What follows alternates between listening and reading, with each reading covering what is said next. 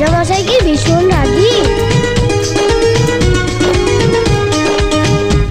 ওরে বাবা, রাজামশাই ভীষণ রাগী, জানলে দেবে ফাঁসি।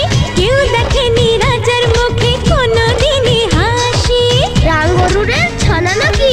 কেমন করে রাজার কুমার বলবে ডেকে তাকে, রাজা মশাই ভালোবাসি আমি তোমার মেয়েকে।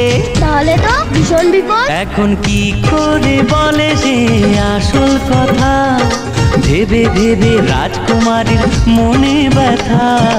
এক যে ছিল রাজার কুমার।